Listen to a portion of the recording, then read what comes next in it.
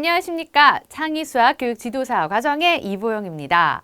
자, 오늘 첫 번째 시간을 맞이해서요. 저희는 창의수학 지도자 과정에서 우리가 왜 창의성에 대해서 다뤄야 하는지 그 배경에 대해서 알아보려고 합니다. 자, 그리고 나서 우리가 전체적으로 배우게 될 과정 중에 커리큘럼이 어떻게 되는지, 그리고 여러분의 활동 방향은 어떻게 되는지 소개해 드리도록 하겠습니다. 자, 먼저 첫 번째로요. 교육 환경이 변화하고 있다라는 얘기는 정말 많이 나오고 있습니다. 자, 교육 환경이 변화하게 되면요. 그에 따른 필요한 인재상도 많이 바뀔 수밖에 없는데요. 예전에는 공장에서 물건을 찍어내는 물건을 판매하는 것 중심으로 산업이 막 이루어졌었어요. 그러면 공장에서 성실하게 출근해서 그 물건을 제작할 수 있는 성실성이 가장 인재들에게 필요한 역량이었다면 이렇게 산업이 바뀜에 따라서 인재들에게 필요한 역량도 바뀌고 있는 거죠. 자, 먼저 이렇게 환경이 바뀌면요.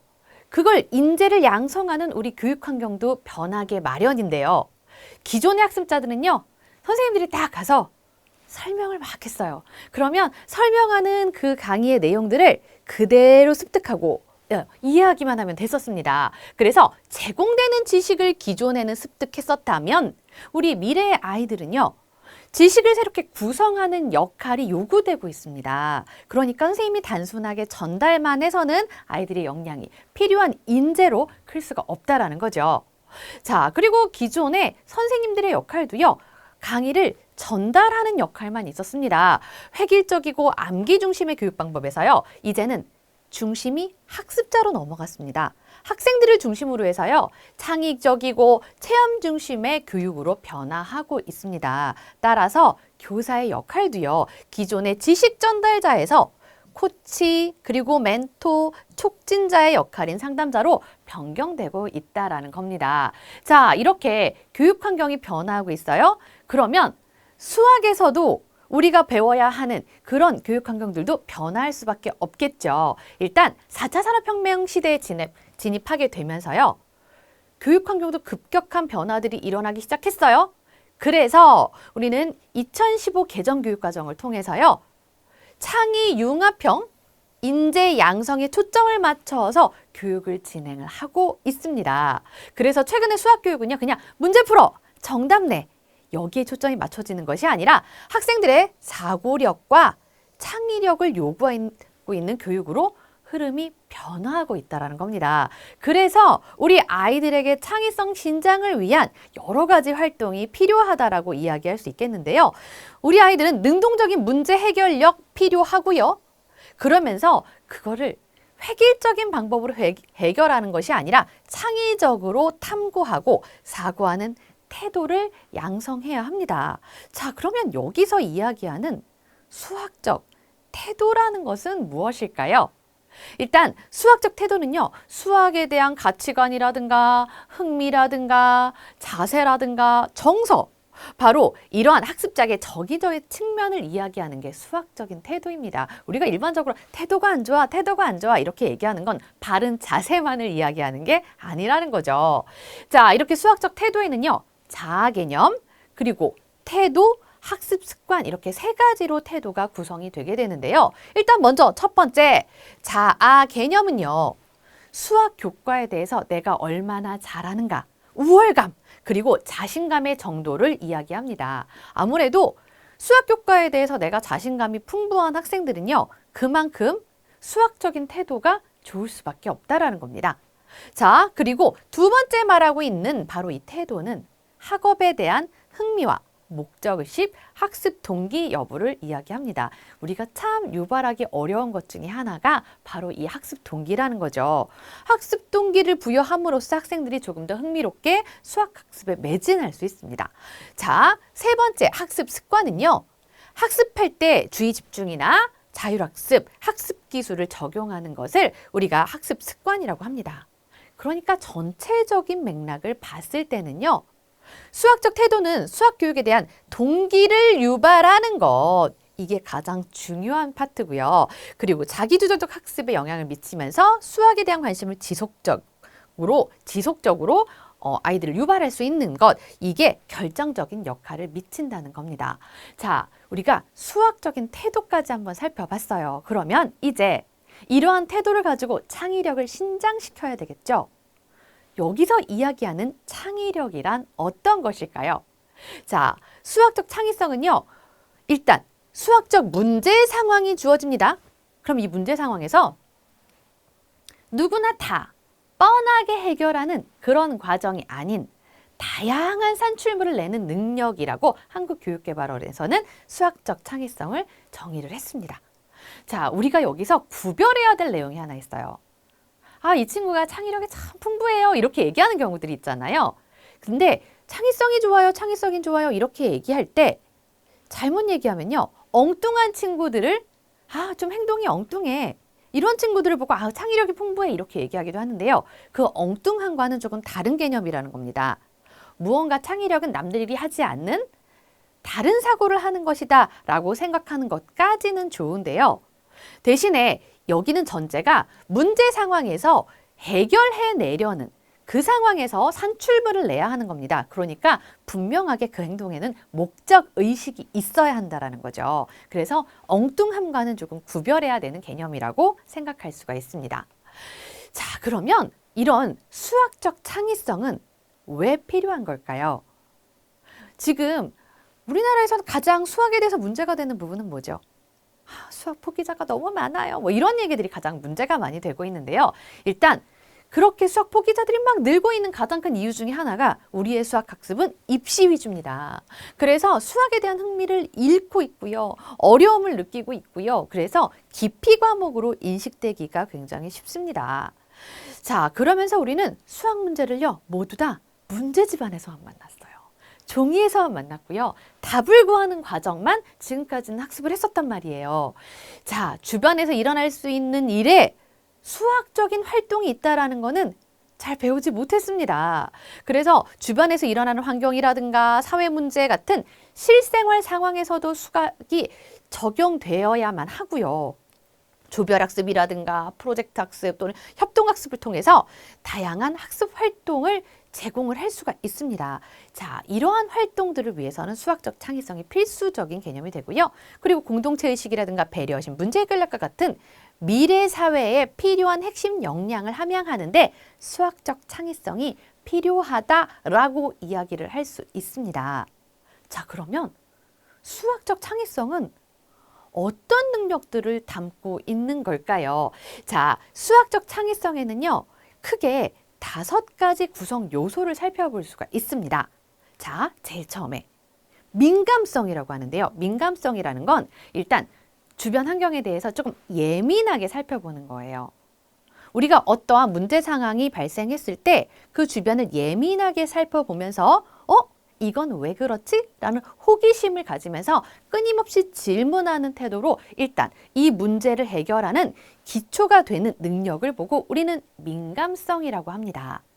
자, 이 친구들은 민감성을 가지고 있는 친구들은요. 일단 남들이 보지 않는 그런 것들에 대한 질문을 해요. 예를 들면 우리가 창의적인 능력을 신장시키기 위해서 학생들한테 자, 우리 레고를 이용해서 수학 마을을 한번 만들어 보자 그랬어요. 자, 얘들아, 너희들은 각각 수학 마을을 한번 표현을 해볼 거야 라고 얘기를 했는데 어떤 친구가 얘기했어요. 그러면 저 도형 가지고 만들어도 돼요? 네, 좋습니다. 그랬더니 어떤 친구들은요, 삼각형으로 막 집을 지어요. 어떤 친구들은 막 사각형으로 집을 짓고요. 어떤 친구들은 정원을 원으로 꾸몄습니다. 이렇게 수학의 도형들을 사용해서 막 마을을 꾸몄어요. 근데 민감성이 높은 친구들은 어떤 질문을 하냐면요. 삼각형? 쟤는 사각형? 그러면 선생님, 아이들은 이렇게 해가지고 이렇게 해서 막 마을을 만들고 있어요. 집을 짓고 있어요. 근데 민감성이 높은 친구들은요. 사각형은 4개의 선분으로 둘러싸여 있어? 선생님, 이것도 사각형이 될 수 있나요? 이렇게 질문하는 친구들이 있습니다. 굉장히 예민한 질문이에요. 사각형은 4개의 선분으로 둘러싸이면 된다면서요. 그러면 이것도 둘러싸여 있잖아요. 근데 다른 친구들의 사각형과는 조금 모양이 달라요. 이것도 사각형인가요? 이런 질문을 할 수 있다는 거죠. 자, 이것도 역시 사각형의 하나입니다. 그러니까 이런 친구들은 민감성이 굉장히 높은 친구들이구나 이렇게 이야기할 수 있어요. 자, 두 번째 구성 요소는 유창성입니다. 유창성은요, 문제 상황에서요, 무조건 아무 답이나 아무 질문이나 막 하는 게 아니에요. 일단 의미가 있는 답으로서 여러 가지 반응이나 아이디어를 낼 수 있는 능력을 얘기합니다. 그래서 유창성이 좋은 친구들은요, 수업 시간에 선생님한테 적극적으로 질문도 다양하게 많이 해요. 그렇지만 선생님 옷 색깔 마음에 안 들어요. 이런 엉뚱한 질문을 하는 건 아니라는 거죠. 지금 우리가 수학 마을을 만드는 데 있어서 필요한 다양한 질문들을 거침없이 이야기할 수 있는 친구들입니다. 자, 세 번째는 융통성이라는 구성 요소가 있는데요. 서로 다른 범주의 반응이나 아이디어를 낼 수 있는 능력이라고 해요. 우리가 일반적으로 저 친구 참 융통성이 좋아라는 얘기들을 많이 하기도 하잖아요.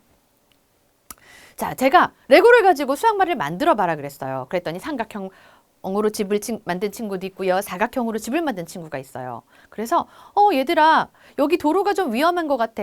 집과 집 사이에 다리를 좀 건설했으면 좋겠어 라고 얘기했더니 어떤 친구가 갑자기 막 달려가더니 빨대를 가지고 왔습니다. 빨대를 가지고 와서요, 이 집과 저 집 사이에 빨대를 이용해서 다리를 건설을 했어요. 대단한 친구죠. 네, 지금 우리는 레고로 도형을 만들어봐, 수학말을 만들어봐 라고 했는데요. 여기에서 크게 벗어나지 않으면서 문제 상황을 해결할 수 있는 또 다른 상황의 재료들을 가지고 와서 여기다 접목을 한 경우입니다. 자, 이런 친구들이 바로 융통성이 좋다라고 얘기할 수 있죠. 또 급기야는 빨대도 그냥 빨대가 아니라 휘어지는 빨대를 가지고 와서 조금 더 다양한 모양의 다리들, 또는 선생님 저는 다리 대신에요, 이렇게 구부러지는 미끄럼틀을 이용해서 옆집으로 갈 수 있게끔 연결고리를 만들었어요. 이렇게 얘기한 친구들도 있어요. 바로 이러한 것들이 융통성이 좋은 학생들이다 라고 얘기할 수 있고요. 자, 네 번째는 독창성입니다. 다른 사람과는 다른 조금 참신하면서도 질적으로 수준 높은 반응이나 아이디어를 낼 수 있는 능력, 독창적인 능력이라고 할 수 있죠. 아까 빨대를 가져와서 다리를 건설한 친구, 또는 구부러진 빨대를 이용해서 저는 미끄럼틀 모양으로 이 집과 저 집을 연결할 거예요. 이렇게 이야기한 친구들도 역시 독창성이 뛰어난 친구들이다. 이렇게 얘기할 수 있고요. 마지막으로 정교성은 산출한 반응이나 아이디어를 보다가 아이디어를 가지고요, 조금 더 구체화시키고 세밀하게 다듬을 수 있는 능력인데요. 예를 들면 이렇게 학생들이 다 각자 만들어놨어요. 그랬더니 얘네 집집마다 이름표를 붙여야 되겠다. 우리 마을인 걸 표시하기 위해서 울타리를 만들어야 되겠다. 그리고 우리 마을에 대해서 크게 마을 입구에 이름표를 붙여야 되겠다. 등등등. 이렇게 조금 더 세밀하게 다듬을 수 있는 능력을 정교화라고 이야기합니다. 수학적 창의성은요, 이렇게 다양한 구성 요소들을 가지고 있어요. 그래서 우리 강의를 들으시는 선생님들께서도 학생들을 창의사고력 지도를 막 하시다가 이 친구들에 대해서 평가를 해야 할 때는요, 이 친구들의 창의력에서 어느 부분이 뛰어난지를 설명하실 수가 있는 겁니다. 맞아. 지난번에 이 친구는 우리가 만들고 있는 것과 또 다른 재료를 접목을 해서 다른 산출물을 만들어냈어. 이 친구는 독창적이고 융통성이 좋아. 이 친구들은 수업 시간에 적극적으로 수업과 관련된 질문들을 많이 해내서 아이들의 많은 반응과 또 다른 해결책을 이끌어냈어. 유창성이 뛰어난 친구야. 라고 이렇게 평가에 반영을 하실 수도 있는 거죠. 자, 그렇다면 우리 이렇게 수학적 창의성을 가지고 하는 가장 많은 활동 중에 하나가 보드게임입니다. 시중에서는요, 많은 사람들이 창의력 수학? 창의사고? 보드게임이야. 이렇게 생각하면서 창의력과 보드게임은 같은 거라고 생각하시는데요. 창의력을 신장시키는 활동 중에서 이렇게 수학적 창의성을 신장시키는 능력 중에서 여러 가지 활동 중에서 우리는 보드게임을 살펴볼 수 있는 겁니다. 자, 그래서 가장 시중에서 많이 이야기 나오고 있는 보드게임에 대해서 조금 살펴보면요. 보드게임은 일단 일정한 규칙을 가지고 있죠. 그래서 카드라든가 또는 보드에서 즐기는 게임입니다. 일반적으로는 보통 2인 이상이 즐기게 되는데요. 사실 이런 보드게임도요, 반 전체가 활동을 할 수도 있습니다. 또는 그룹별로 활동을 할 수도 있습니다. 4명, 5명, 6명 여러 그룹을 짜가지고요, 그룹별 활동을 할 수도 있고요. 또는 둘이 한 팀이 돼서 짝 활동으로도 할 수 있습니다. 그리고 혼자서도 게임을 진행할 수도 있습니다. 자, 우리의 커리큘럼을 보시면 아시겠지만 사실 보드게임은요, 기존의 보드게임이 가지고 있는 룰이 있습니다만 우리 창의사고 지도사 과정을 듣고 있는 선생님들은 더 많은 창의력을 신장시켜셔야 되겠죠. 그래서 저희는요, 기존의 보드게임 룰이 아닌 조금 더 다양하고 독특하고 정교화시킨 또 다른 룰들을 개발하고 적용시키는 보드게임도 함께 연습을 해보도록 할 겁니다. 자, 그러면 이런 보드게임을 왜 창의사고 시간에 창의력 신장시키는 활동 중에 그 영역 안에 넣느냐 하면요. 보드게임의 특성이 있습니다. 보드게임은 크게 세 가지 특성을 가져갈 수 있는데요. 첫 번째, 구조적 특성이 있어요. 규칙과 방법을 가진 구조 속에서 게임 중에 상호작용을 통해서 승리를 위한 전략도 세워요. 아, 다음에 내가 하트 카드를 내야 이길 수 있겠어. 다다음을 위해서는 내가 지금 여기서 홀수를 선택을 해야 해. 이렇게 바로 승리를 위한 전략과 목표를 정할 수 있죠. 이게 바로 구조적 특성이고요. 그 다음에 게임 과정 중에서요. 우리 팀, 내 짝, 우리 반. 바로 이러한 그룹 안에서요. 상호작용이 일어납니다. 그래서 혹시 룰이 조금 다를 때도요. 이 팀이 생각한 룰과 저 팀이 생각한 룰이 조금 다를 때라도 서로 유리한 방향으로 협력하고 토론하고 타협을 이뤄감으로써 사회성과 대인관계의 발달을 시키는데 도움이 됩니다. 자, 그리고 정서적인 특징도 가지고 있는데요. 대인관계에서 반발성이나 저항을 좀 줄이고요. 그래도 비교적 즐거운 분위기에서 게임을 진행하기 때문에 여러 가지 정서 조절 효과를 가질 수가 있습니다. 그리고 참여자의 흥미를 높일 수 있죠. 그러면 사회, 정서, 인지 발달에 도움을 줄 수 있습니다. 이러한 특성들을 가지고 우리는 창의력 신장 활동 중에 보드게임을 살펴볼 수 있는 겁니다. 자, 그렇다면 우리가 함께 배우고 있는 창의수학교육 지도사 과정 안에서 구성은 어떻게 되어 있는지 한번 살펴볼게요. 아, 오늘부터 딱 보드게임 배우나 생각하고 오셨던 분들은 뭐 이렇게 이론이 많아 라고 생각하셨죠? 자, 우리 창의수학교육 지도사 과정의 가장 큰 특징은요. 이론을 겸비하고 있다는 겁니다. 일단 무조건 게임만 해요. 게임만 배워요. 이게 아니라요. 일단 1강부터 5강까지는요. 창의수학의 개념이라든가 그리고 이렇게 놀이를 통한 수학을 통해서 얻을 수 있는 교육적인 가치라든가 또 선생님들이 지도하실 때 비교적 수학적인 기본적인 커리큘럼들을 익히실 수 있도록 수학 교육 과정까지를 1강부터 5강까지 저와 함께 학습하시게 될 겁니다. 자, 그리고 초급 활동 강의는 6강부터 15강까지 진행이 될 건데요. 자, 여기서는 활동 전문 강사이신 박현준 선생님과 함께 초등 과정에서 다룰 수 있는 기본적인 활동들을 함께 학습하시도록 할 겁니다. 그리고 중급 활동 강의에선 16강, 25강까지의 내용인데요. 역시나 활동 강사님, 신혜진 강사님과 함께 여러 가지 고급, 중급, 고급 안에 포함되어 있는 활동 내용들을 함께 배우도록 할 겁니다. 자, 그러면 창의수학 교육지도사 과정 다른 곳과는 다르게 우리만이 가지고 있는 고유한 특징들을 한번 살펴보도록 할 겁니다. 자, 저희는 보드게임만 하고 있는 게 아니에요. 그냥 창의수학은 보드게임이야. 이 공식은 성립하지 않습니다. 창의력 신장을 위한 보드게임도 있고요. 다양한 체험 활동들이 함께 병행돼서 창의력 신장 활동을 강화시킬 수 있습니다. 자, 또한 보드게임에서요. 그냥 누구나 다 알고 있는 어디나 사용하고 있는 바로 그런 일반적인 규칙에서 조금 더 확장될 겁니다. 그래서 수학적인 원리를 담은 새로운 룰을 적용해서요. 수학적 사고력 활동을 강화시키도록 할 겁니다. 중요한 거는요. 그냥 놀고 끝! 오늘 수업 재미있었어! 하는 것이 아닙니다. 우리가 오늘 했던 이 활동 안에는 어떤 수학적인 의미가 담겨져 있으며 이게 어떠한 교과로 연결이 되는지까지 그 맥락을 한번 짚어보도록 할 겁니다. 일단 초급, 중급별로 단계가 나눠져 있어요. 그래서 초급, 중급 과정 안에는요. 초등에서 배울 수 있는 개념들도 또 중등에서 배울 수 있는 개념들까지도 모두 담겨져 있습니다. 그러면 아이들이 중학교 개념을 배운 적이 없는 친구들은 할 수 없는 건가요? 라는 질문을 하실 수도 있는데요. 아닙니다. 간단한 게임의 룰을 통해서 중등에서 나오는 개념이라 할지라도 우리가 게임 룰 안에서 습득할 수 있고요. 또 게임 활동이 반드시 놀기로 끝나는 것이 아니라 수학적 활동과 연계되어 있어서요. 그 연계되는 학령과 단원과 개념에서 문제 적용까지 확장시킬 수 있는 수업이다. 이렇게 볼 수 있습니다.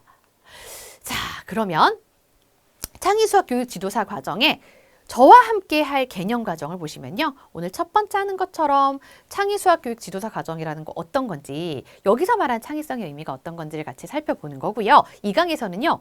그래요. 우리가 놀이를 통해서 수학을 배우게 되는데 여기에 담겨져 있는 수학적인 가치가 무엇인지, 그리고 생활 속에 담겨져 있는 수학 활동은 어떤 것들이 있는지, 그리고 초등 수학들은 커리큘럼이 어떻게 구성되어 있는지, 중등 수학은 또 어떻게 구성이 되어 있는지, 그리고 초등학교 때 배웠던 수학하고 어떤 흐름을 가지고 연결이 되어 있는지 그 과정을 배우도록 할 겁니다. 이게 개념 과정이고요. 그리고 본격적인 활동 과정인 초급 과정에서는요. 초등교육 과정에 해당하는 개념 소개와 관련된 활동 그리고 게임 소개들을 하도록 할 겁니다. 자, 사실은 제목만 보시면요.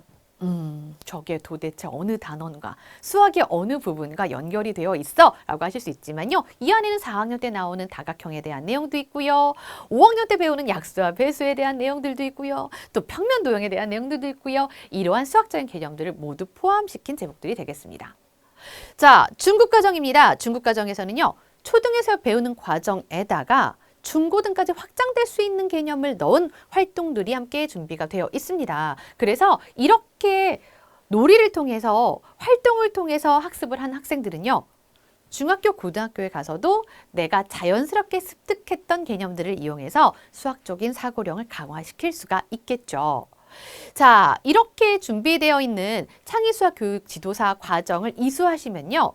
우리 선생님들께서는 일단 방과후학교에 출강이 가능하십니다. 자, 사실 방과후학교에는 여러 창의수학 창의수학 활동 강좌들이 개설이 되어 있고요. 거기에 강사 활동을 하시면서요. 실질적으로 학생들의 수학 학습에 직접적으로 도움이 되는 수업을 진행하실 수가 있습니다. 그리고 공부방을 운영하실 때도요. 단순히 교과를 설명하고 교과에 대한 내용을 전달하는 그런 수업에서요. 차별화시킨 창의력 활동을 함께 포함시킴으로써 조금 더 경쟁력 있는 공부방 운영도 하실 수가 있습니다. 또한 수학 강사로서도 활동을 하실 수가 있죠. 사실 이 안에서도요. 수학 개념 수업 외에 개념을 배울 때 다양한 활동을 통해서 개념을 배움으로써 추가 과목을 개설하실 수도 있고요. 또 엄마가 직접 우리 아이의 수학을 지도하실 때도요. 엄마표 창의수학 지도가 가능합니다. 자, 이렇게 첫 번째 강의에서는요. 우리가 창의력이란 무엇인가? 이런 창의수학이 도대체 왜 필요한가? 이 필요성에 대해서 모두 공감하셨을 거라고 판단이 됩니다. 자, 그러면 바로 다음 시간에는요. 우리가 여러 가지 놀이를 통해서 수학을 배웠을 때 어떤 교육적인 가치를 담을 수 있는지에 대한 내용도 함께 공부하도록 하겠습니다. 오늘 첫 시간 여기까지 고생 많이 하셨습니다.